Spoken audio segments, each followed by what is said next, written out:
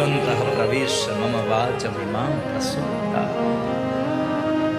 भगवान, आपकी शक्ति मेरे भीतर में है, इसीलिए मैं बोल पाता हूं, इसलिए मैं सुन रहा हूं, इसलिए मैं देख रहा हूं।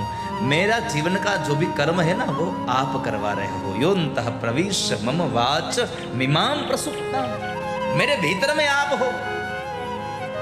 अरे भीतर में नहीं, मां कुंता कहते हैं अंतर बहिर्वस्थितम। इस संसार के जीव के अंदर ही नहीं, बाहर भी जितनी जगत देख रहे हो ना, उन सारी जगह में भगवान व्याप्त है। अंतर बहिर्वस्थितम, सर्वत्र भगवान व्याप्त है, सर्वत्र शक्ति व्याप्त है। मां, आपके चरणों से अलावा मेरी कोई गति नहीं है, आप ही मेरी गति हो। मैं सदा के लिए अनाथ हूं, मैं दरिद्र हूं, मैं जरा जीर्ण, मैं हर रोज जीर्ण होता जा रहा। हम कहते हैं ना बच्चा बड़ा हो रहा है, नहीं, ये छोटा हो रहा है। हम बड़े नहीं होते, बड़ा तो ये शरीर होता है। हमारी आयुष्य तो हर दिन कट जा रही है। मैं जीर्ण हो रहा हूं। मां, मैं रोगी हूं। कुछ ना कुछ हमारे भीतर में दुख पड़ा रहता है, कुछ ना कुछ हमारे अंदर ये दुख रहता है। ये भगवान ने सब कुछ दिया होता है, लेकिन फिर भी कुछ ना कुछ दुख रहता है हमारे भीतर में।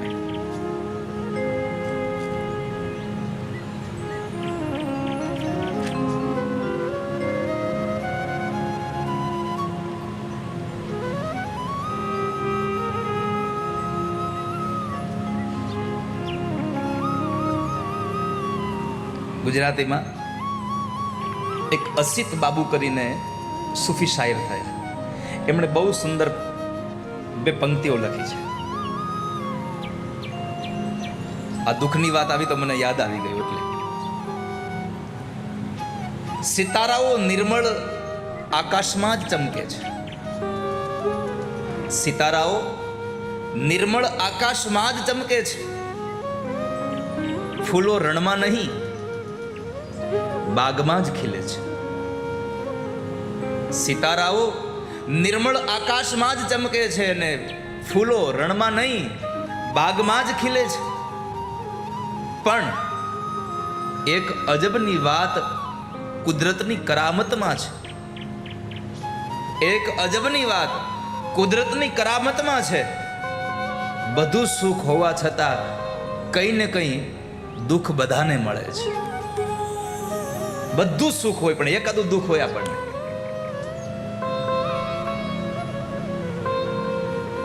આપણું જ લો ને લો. સોફામાં બેહવા મળે, પાણીની બોટલ મળે, માથે પંખો ફરતો હોય, પણ કુલર થોડુંક આઘું હોય તો એ દુઃખ જ થાય આપણને.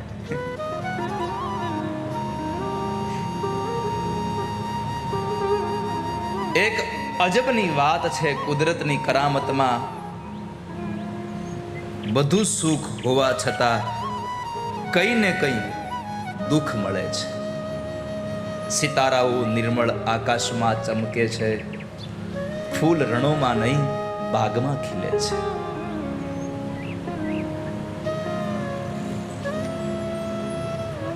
તો માં, હું રોગી છું, અત્યંત દુર્બળ છું. બીજું માં, હું મૂંગો છું, હું વિપદગ્રસ્ત છું. વિપત્તો પ્રવિષ્ટ પ્રનષ્ટ. માં, હું સદાય નષ્ટ પ્રાય છું. પણ એક પ્રાર્થના છે જગદંબા, તારા સિવાય મારી ગતિ નથી. ગતિસ્ત્વમ ગતિસ્ત્વમ ત્વમેકા ભવાની. ગતિસ્ત્વમ ગતિસ્ત્વમ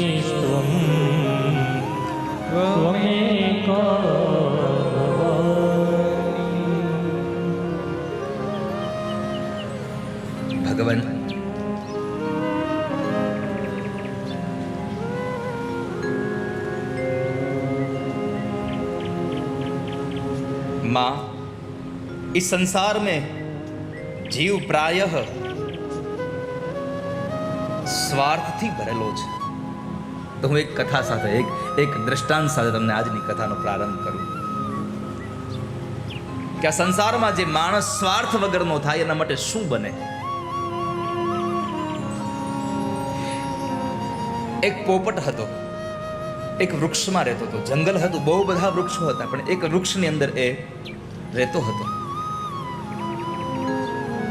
એક સમય એવો આવ્યો કે એ વૃક્ષ ઉપર કાળની અસર પડી અને વૃક્ષ ધીમે ધીમે સુકાવા લાગ્યું. પાંદડાઓ ખરી ગયા, ડાળીઓ તૂટવા લાગી. એ વૃક્ષ પર બહુ બધા પક્ષીઓ હતા. બધા જ લોકો પક્ષીઓ બધું છોડીને જતા રહ્યા. એક પોપટે એને છોડ્યું નહીં, વૃક્ષને.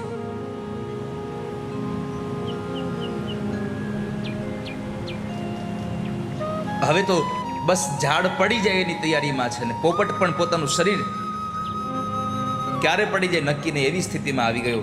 એ વૃક્ષને છોડીને જતો નથી. કે ભગવાન ઇન્દ્રને થયું કે આવું કેમ, સ્વર્ગના રાજા ઇન્દ્રને થયું આવું કેમ થાય છે, પોપટ જતો કેમ નથી. એટલે ઇન્દ્ર આવીને પોપટને પૂછે છે, પોપટ હવે તારે તારી જગ્યા બદલી નાખવી જોઈએ. આટલા બધા વૃક્ષો તારી બાજુમાં છે અને આ સૂકા વૃક્ષમાં નથી તને ફળ મળતું, નથી તને છાંયો મળતો, નથી તને કંઈ મળતું, અને તું આમાં કેમ રહે છે? હવે નીકળી જા, મરી જઈશ. અને ત્યારે જંગલના પોપટે કીધું કે મહારાજ, જ્યાં સુધી આણે મને ફળ આપ્યા, જ્યાં સુધી મને એમણે છાંયો આપ્યો, જ્યાં સુધી એણે આંધીમાં મારું રક્ષણ કર્યું, ત્યાં સુધી હું એની પાસે રહ્યો, અને હવે એની સ્થિતિ ખરાબ થઈ અને હું એને છોડી દઉં તો મારા જેવો આ સંસારમાં બીજો કોણ દુષ્ટ હોય કે જ્યારે સારા સમયમાં એની હારે હતો અને ખરાબ સમયમાં હું નીકળી જાઉં. આ દુનિયાનો નિયમ છે. સારો સમય હોય ત્યારે બધા સાથે હોય, ખરાબ સમય આવે ત્યારે બધા નીકળી જાય છે. સ્વાર્થની ભરેલી દુનિયા છે. સ્વાર્થના સૌ સગા સંબંધી,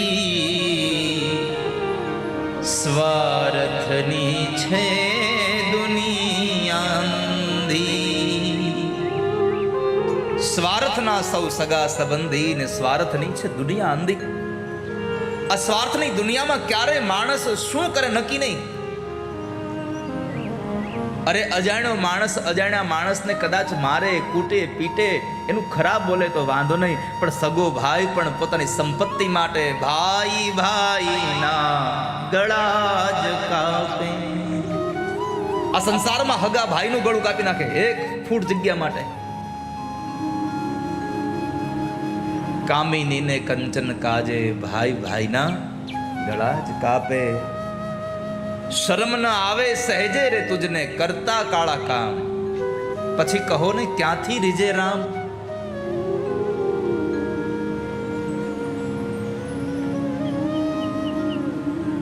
તો અહીંયા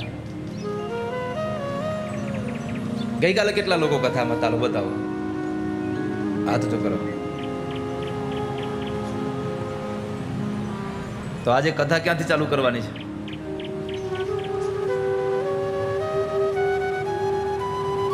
કેટલા લોકોને ખબર છે?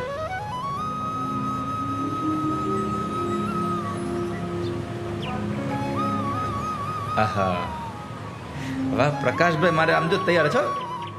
હા, એ આમ સજાગ જ બેઠા હોય અને એને આખી કથામાં તો સજાગ હોય કે ન હોય, છેલ્લે તો હોય જ, કારણ કે કાલ પૂછવાના જ છે દાદા.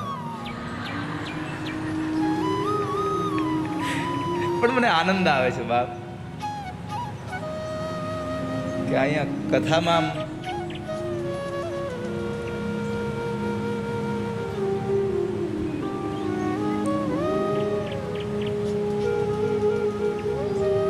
સુત નામના મહાપુરાણીઓને 88,000 શુનકોએ પ્રશ્ન કર્યો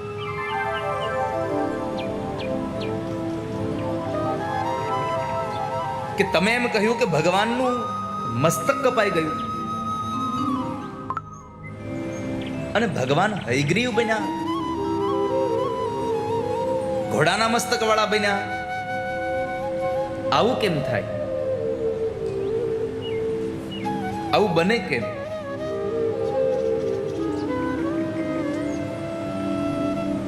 ત્યારે શૌનકાદિક ઋષિ મુનિઓનો સંતોષ આપવા માટે આ દિવ્ય કથા છે.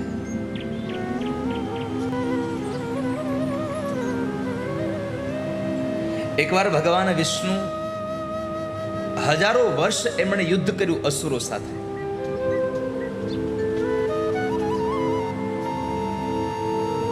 અને એ હજારો વર્ષના યુદ્ધના એ થાકને લઈ યુદ્ધને શાંત કરી અને એક સપાટ પ્રદેશવાળા વિસ્તારમાં જઈ અને ભગવાન નારાયણ થોડી વાર માટે વિશ્રામ કરે છે.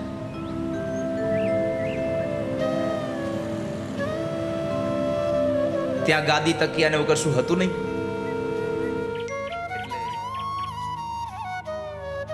જે ધનુષ્ય બાણ હતું એમને જ પોતાના મસ્તક નીચે રાખી અને એનો તકિયો બનાવીને ભગવાન વિષ્ણુ સૂતા છે નારાયણ. આ કથાને સાવધાનથી સાંભળશો ને તો જ તમને સમજાય.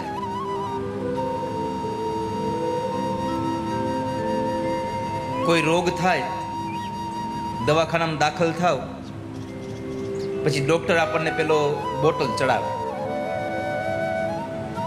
એ બોટલમાં ખબર છે ક્યારેક ક્યારેક અડધી બોટલ ચડે પછી બંધ કરી દે, પછી પાછી 2-4 કલાકના વિશ્રામ પછી પાછી બોટલ ચાલુ કરે. દવા આપે પીવાની, આખી બોટલ દવાની પીવાની આપી, શું કે આમાં થોડી થોડી પીજો. ટીકડીઓ આપે તો શું કે અડધી લેજો, આમાંથી વધારે લાગે તો આખી લેજો. બધી જગ્યાએ અડધું થાય. ઓલી કેપ્સ્યુલ આવે એમાં કોઈ દી કીધું અડધી કેપ્સ્યુલ લેજો એમ? હે હાલો, તમે બધી દવા અડધી અડધી લઈ શકો, કેપ્સ્યુલ અડધી લઈ શકો ના, એને આખી જ લેવી પડે. એમ તમે ભાગવતમાં, રામાયણમાં ગમે તે દિવસે આવો ને તમે બેહો, તમને કથા સમજાવવા લાગે. આ દેવી ભાગવત એવી કથા છે, આ કેપ્સ્યુલ છે, આને આખી જ પીવી પડે તો જ સમજાય, નકર સમજાય જ નહીં. આ પહેલેથી લઈને તમે બેસો તો જ ખબર પડે કે આમાં શું છે. કારણ કે દેવી ભાગવતની કથા લોકો કહેતા હોય છે કે માતાજીની કથા, પણ એટલી ગહન કથા છે, એક કથાની અંદર બીજી 3 કથા ઉમેરે પછી પાછી લઈ જાય ત્યાં. જોજો હમણાં તમને કહું, અહીંયા ભગવાને હજારો વર્ષ યુદ્ધ કર્યું અને ત્યાંથી નીકળી ગયા, પછી સીધા હયગ્રીવની કથામાં ચડી ગયા. પણ 1000 વર્ષ યુદ્ધ કોની હારે કર્યું, શું કામ કર્યું, એની કથા બાકી છે. એટલી અટપટી કથા છે. પણ આ અટપટી કથા પણ તમને સરળતાથી મળે એટલા માટે અમારે બધી મહેનત કરવી પડે છે. તો સોનો કોઈ પ્રશ્ન કર્યો, બાપજી આ કથા અમને વિસ્તારથી કરો. એટલે ભગવાને ત્યાં તકિયાના બદલે ધનુષ્ય બાણને પોતાના મસ્તક નીચે રાખી અને ભગવાન નારાયણ સૂતા છે.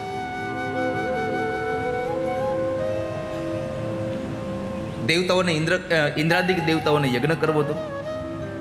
ભગવાન નારાયણ ન હોય તો યજ્ઞ કેમ થાય? એટલે પરમાત્મા નારાયણની જરૂર હતી, પણ ભગવાન સૂતા હતા.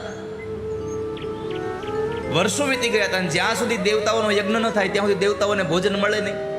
યજ્ઞ દ્વારા દેવતાઓ પુષ્ટ થાય છે અને ભોજન દ્વારા પિતૃઓ પુષ્ટ થાય છે. બ્રાહ્મણો યજ્ઞ કરાવરાવે, એનાથી બધું જે દ્રવ્ય અંદર જાય છે, હોમ થાય છે, એનાથી દેવતાઓને પુષ્ટિ મળે છે.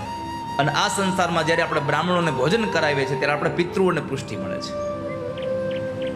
એટલે તો બ્રહ્મ ભોજનના સંકલ્પ થાય.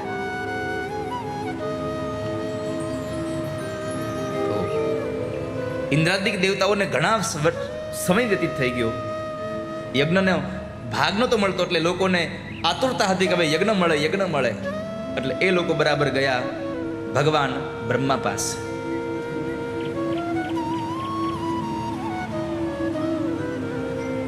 ભગવાન બ્રહ્મા પાસે ગયા, બ્રહ્માજીને સાથે લીધા. તો બ્રહ્મા અને બધા ઊભા હતા. અને એવા સમયે ભગવાન નારાયણ પાસે આવ્યા. તો નારાયણ તો પ્રભુ સૂતા છે, એટલે બ્રહ્માએ કીધું કે નિદ્રા કોઈની તોડાવાય નહીં. કોઈ માણસ સૂતો હોય તો એને જગાડાય નહીં. કેમ કે દેવ ભાગવતના ગ્રંથમાં લખ્યું છે કે નિદ્રાભંગ એ મહાદોષ છે. કોઈની ઊંઘમાંથી કોઈને જગાડાય નહીં કારણ વગર. કરવું શું? બધાને ચિંતા થઈ, ભગવાન જાગે નહીં તો યજ્ઞ થાય નહીં. બ્રહ્માદિક દેવતાઓ કોઈ આ પાપને લેવા માટે તૈયાર નથી. પછી નક્કી કર્યું કે આ ધનુષ જે છે એ જો સીધું થાય ને તો જરાક હલે અને ભગવાનને નિંદ્ર ઉડી જાય. ધનુષને સીધું કેમ કરવું? તો કે એની જે પણછ છે એ પણછનો છેડો તૂટી જાય એટલે ધનુષ સીધું થાય. તો એના હલવાને લઈને ભગવાન નારાયણ કદાચ ઉઠી જાય, આવું બને. હવે ધનુષના છેડાને તોડે કોણ? એટલે વ્રમી નામના એક કીડાને પ્રગટ કર્યો બ્રહ્માજીએ. બેનો ખાસ કરીને આ કથાને સાંભળજો, તમારે સાંભળવા જેવી છે. વ્રમી નામના કીડાને પ્રગટ કર્યો. બ્રહ્માજીએ કહ્યું કે તને મેં એટલે પ્રગટ કર્યો છે કે તું ભગવાનના આ ધનુષને છેડાને તોડી નાખ અને તું ભગવાનને જગાડી દે. વ્રમી નામનો કીડો કહે છે કે સામાન્ય માણસની નિંદ્રા ભંગ ન કરાય તો આ ભગવાન લક્ષ્મીપતિની નિંદ્રા કેમ ભંગ કરવી? આને કેમ મારે જગાડવા? આને હું કઈ રીતે એનો પાપનો અધિકારી બનું? કેમ કે કોઈની નિંદ્રામાંથી કોઈને જગાડવા એ મહાપાપ છે. 4 વસ્તુ એવી છે કે જેમાં બાધક બનવાથી બ્રહ્મ હત્યા સમાન પાપ પ્રાપ્ત થાય છે.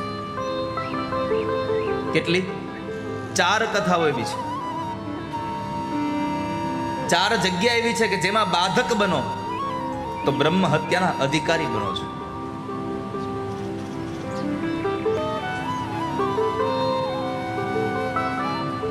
ઘણા લોકોને થાય કે આપણે આ કરી નાખશું, કદાચ પાપ થાય તો આપણે વયા જાહું. પણ તમે વયા જાઓ.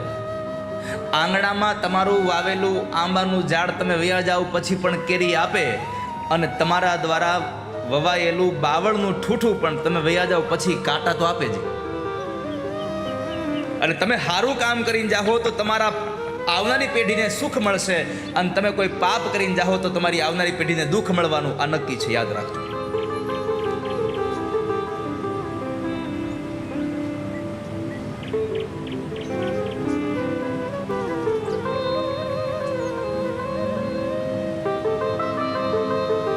તો 4 વસ્તુ દેવી ભાગવતમાં બતાવી છે કે જેનો ક્યારેય પણ વિચ્છેદ ન કરવો, એનો ભંગ ન કરવો.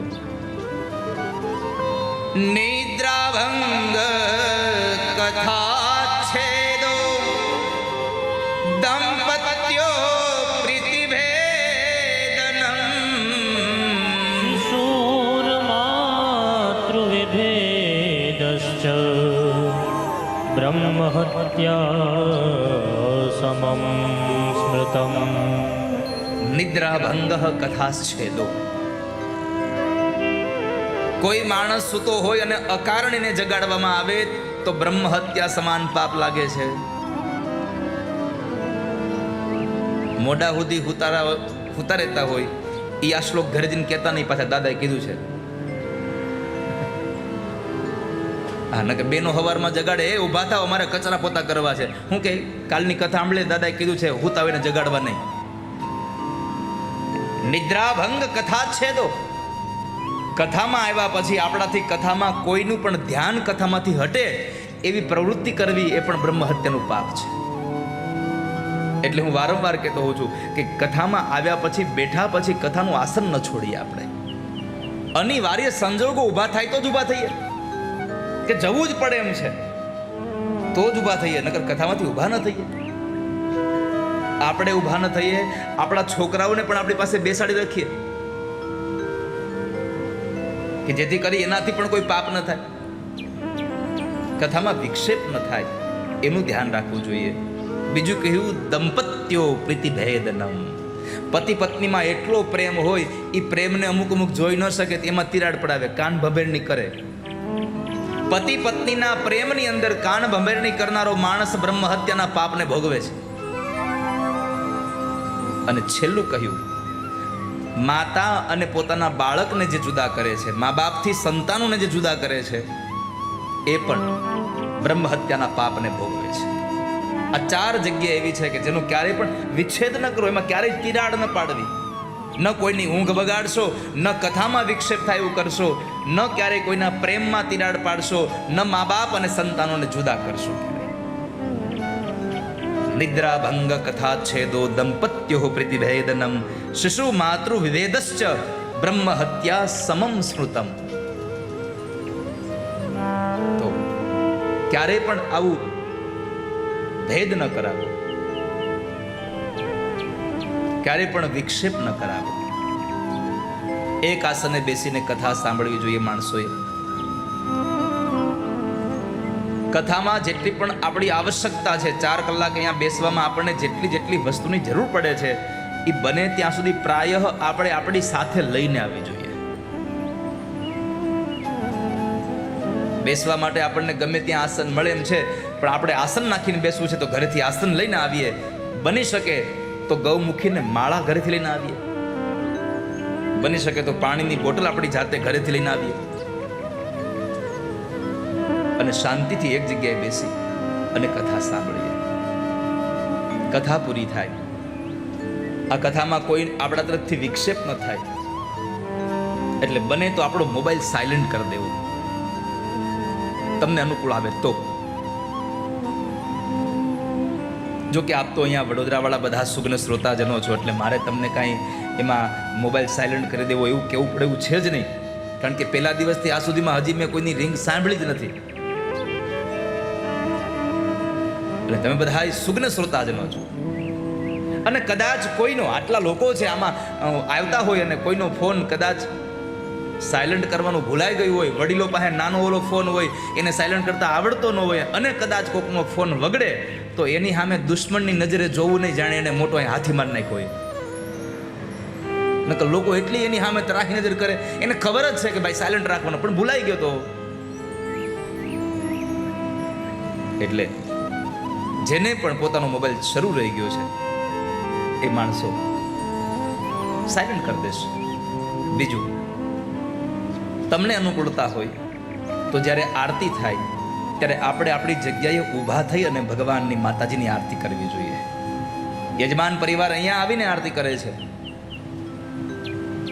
આ પરિવાર તો એવો છે કે પોતાને ત્યાં આવેલા મહેમાનોને, પોતાના પરિવારજનોને વ્યાસપીઠ પર મોકલીને આરતી કરાવે ને પોતે નીચે ઊભા રહે છે.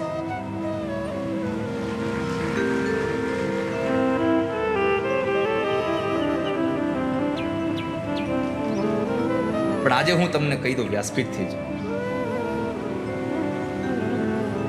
કે સંજયભાઈ અને વિપુલભાઈ, આપનો જે પરિવાર છે, આપ શ્રીના મહેમાનો આ બાજુ ઉભા રહીને આરતી ઉતારશે, આપનો આખો પરિવાર આ બાજુ ઉભા રહીને આરતી ઉતારશે.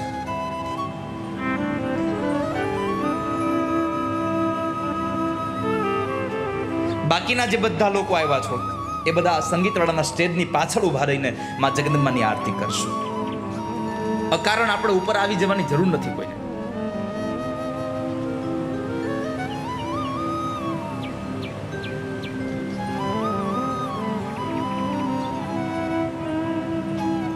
તો વ્રમી નામના અહીંયા કથામાં છેદ ન થાય, કથામાં કે વિક્ષેપ ન થાય, એની કાળજી રાખીએ.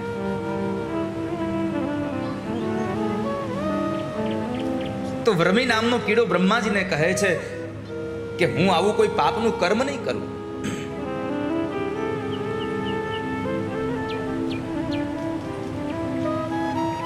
બ્રહ્માજીએ કહ્યું કે તું અમારું આટલું કામ તો કરી દે. તો વ્રમી નામનો કીડો કહે છે કે હું આ પાપનું કામ કરું તો મને લાભ શું? જુઓ, મૂળ વાત આવી. હવે હું આમ કરું તો મને ફાયદો શું? મને કાંઈક તો લાભ થવો જોઈએ. તો મને ફાયદો શું? આ હું ભગવાન લક્ષ્મીપતિની નિંદરને બગાડું તો મને ફાયદો શું? બ્રહ્માજીએ કહ્યું કે તારો જે સ્વાર્થ છે એને કંઈક અમે ઉપાય કરીએ. ના, પેલા કયો પછી હું કંઈક કરું. તો બ્રહ્માએ કહ્યું કે યજ્ઞમાં તને ભાગ દેશો અમે. તો બ્રહ્મી નામનો કીડો કહે છે કે તમે મને યજ્ઞમાં શું ભાગ દેવાના હતા? હવનમાં તો તમે ભાગ લઈ જાઓ છો, મને શું ભાગ દેવાના હતા? અને ત્યારે નક્કી થયું, ભગવાન બ્રહ્માએ નક્કી કર્યું કે હે વ્રમી નામના કીડા, તું જો અમારી આ કાર્યમાં તું અમને મદદ કરીશ તો અમે તને યજ્ઞમાં ભાગ આપીશું. એ ભાગ એવો છે કે જ્યારે બ્રાહ્મણો અને યજ્ઞના યજમાનો જ્યારે આહુતિ આપતા હોય જવ તલ વગેરેની, સ્વાહાકાર બોલી અને જ્યારે આહુતિ યજ્ઞમાં આપે છે, એમાં અગ્નિના કુંડની અંદર જેટલી પણ સામગ્રી પડે એ દેવતાઓને મળશે, અને યજ્ઞકુંડની 12 જેટલા દાણા પડશે એ બધી સામગ્રીનો હક વર્મી નામના કીડાનો છે. એટલે બહેનોને મારે એટલા માટે કહેવું છે કે યજ્ઞ પૂરો થાય પછી પાછું ભેગું કરીને પાછું અંદર ન નાખી દેવું. એ રમી નામના કીડાનું છે, એને અંદર ન નાખી દેશો. એટલે કીડાએ કહ્યું કે તો મને કઈ વાંધો નથી, જો મને યજ્ઞમાં ભાગ મળે તો હું આ કર્મ કરવા તૈયાર છું. એટલે રમી નામનો કીડો પોતાની ચાંચ વડે, પોતાના દાંત વડે ભગવાનના મસ્તક નીચે જે ધનુષ્ય હતું એ ધનુષ્યના છેડેને કોતરવા લાગ્યો છે. અને બરાબર જ્યારે એ પણછનો દોરો છૂટે છે, તૂટ્યો અને ધનુષ જે વાળેલું હતું એકદમ સીધું થયું. પ્રચંડ અવાજ આવ્યો, પ્રચંડ ધ્વનિ થયો છે. અને એ ધ્વનિમાં લોકોના કાનમાં ધાક પડી ગઈ. એટલો પ્રચંડ અવાજ થયો. દૈવાગતમાં લખ્યું છે સમુદ્રના પાણી ઉછળવા લાગ્યા, અરે પર્વતો ડોલવા લાગ્યા. એકદમ એવું ભયંકર વાતાવરણ થઈ ગયું. ત્યાં સુધી કીધું છે કે બ્રહ્માંડ પણ આખું ધ્રુજી ગયું. પાણીની અંદર એટલા તરંગો પેદા થયા કે જલતંતુઓ, જળજંતુઓ જે છે એ બધા ત્રાહિમામ પોકારી ગયા. અને એ સમય બધાની જ્યારે આંખો ખુલે ત્યાં જુએ છે તો ભગવાન નારાયણનું માત્ર ને માત્ર ધડ પડ્યું છે, મસ્તક કપાઈને ત્યાં ઉડી ગયું. ભગવાન નારાયણનું મસ્તક કપાઈ ગયું. તમામ દેવતાઓ એકદમ ઉદાસ બની ગયા. ક્યાં શું થયું? આવું કેમ થયું? બધા શોકમાં ગરકાવ થયા. બધા લોકો ગભરાઈ ગયા છે. દેવતાઓ ગભરાઈ અને ભગવાનની સ્તુતિ કરવા લાગ્યા. અને એ સમય બ્રહ્માજી સૌને આશ્વાસન આપતા કહે છે કે દેવો, આપ ચિંતા ન કરો. આ જે કંઈ થઈ રહ્યું છે કેવળ ને કેવળ કોઈ દેવ યોગને કરીને જ થયું છે. બાકી દેવ યોગ વગર આ કશું થાય નહીં. જો બ્રહ્માજી આ સંસારના મનુષ્યનો ઉપદેશ આપ્યો છે કે આ સંસારમાં જે કંઈ થઈ રહ્યું છે ને બધું દેવ યોગે થઈ રહ્યું છે. આપણા જીવનમાં જે પણ ઘટના ઘટી રહી છે કેવળ ને કેવળ દેવ યોગે જ બની રહી છે. જે થઈ રહ્યું છે બધું સારું થઈ રહ્યું છે, આવી પરિભાષા, આવો ભાવ રાખવો.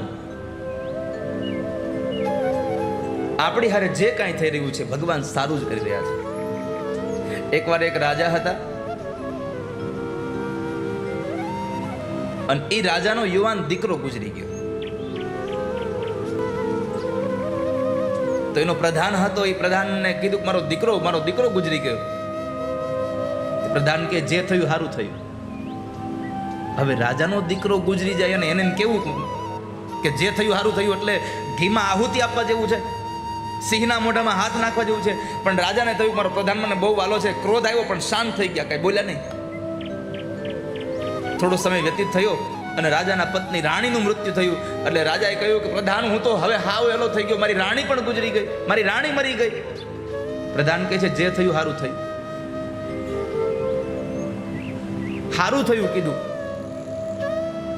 રાજાને બહુ ક્રોધ આવ્યો પણ કાંઈ બોલતા નથી, કારણ કે પ્રધાન વાલો બહુ હતો. એમાં એક વખતના સમયે નવી કટાર, નવી તલવાર લઈ આવ્યા અને રાજા બરાબર પોતાના હાથેથી એની તલવારની ધાર જોઈ અને બરાબર એમ કરીને આમ આંગળી કરીને આમ અંગૂઠો કરીને આમ દબાવવા ગયા. કેટલીક તલવારમાં ધાર છે તે અંગૂઠાનું કપાઈ ગયું છે, આગળનો વેઢો કપાઈ ગયો.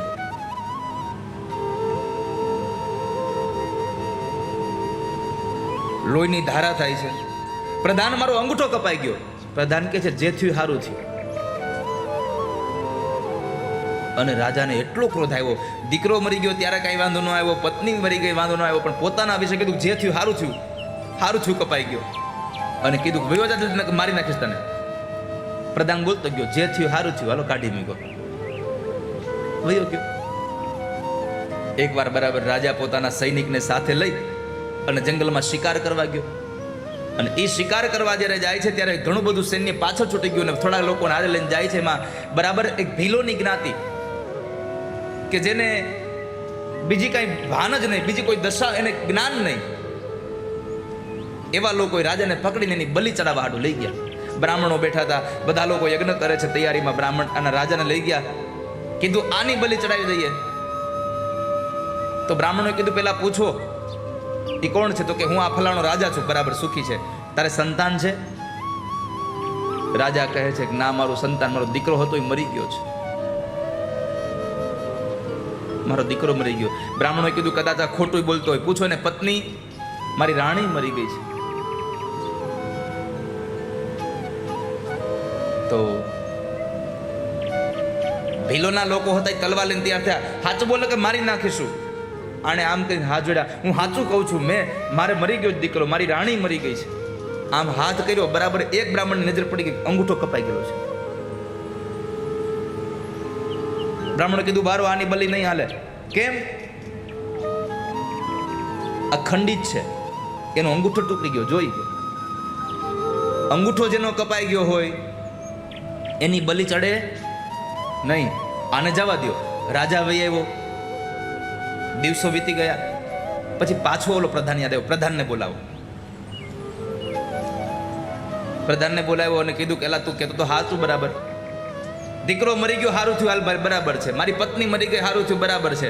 આ મારો આ અંગૂઠો કપાઈ ગયો એ સારું થયું, બરાબર છે. હાલ કે હું જંગલમાં ગયો, મારો અંગૂઠો જો કપાયેલો ન હતો આજ મારું ગળું કપાઈ જાય. પણ તને મેં કાઢી મૂક્યો એમાં હું સારું કર્યું? મેં તને મારા રાજ્યમાંથી કાઢી મૂક્યો. અને ત્યારે પ્રધાને કીધું મહારાજ તમારો અંગૂઠો કપાઈ ગયો, હા. તમે ત્યાં ગયા જંગલમાં, હા. જો તમે મને અહીં રાખ્યો તો તમે મને હારે લઈ જાત, હા. તમારો અંગૂઠો કપાઈ ગયેલો એટલો તમને મૂકી દે, હું બાજુમાં હોત તો?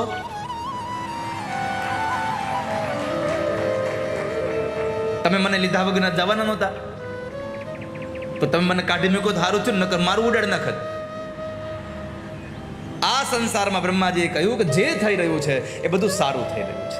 દેવ યોગને કરીને બધું જ સરસ થઈ રહ્યું છે. એટલે આ વાત આપણા જીવનમાં લખી રાખીએ કે આપણને ગમે એવું થાય તો પણ સારું, અને ન ગમે એવું થાય તો પણ સારું છે આપણા માટે.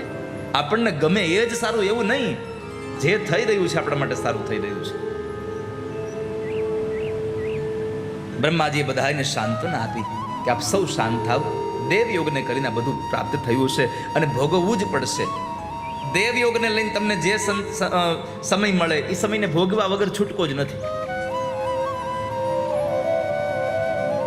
આ દુઃખમાંથી દૂર થવા માટે એક કામ કરો, માં વિદ્યાદેવીનું ચિંતન કરો તમે. અને એવા સમયે બ્રહ્માજીએ વેદોને બોલાવ્યા. વેદોને કહ્યું, વેદો તમે સ્તુતિ કરો, માં જગદંબાનું આરાધન કરો. અને ત્યારે વેદો જ્યારે એની સ્તુતિ કરવા લાગ્યા છે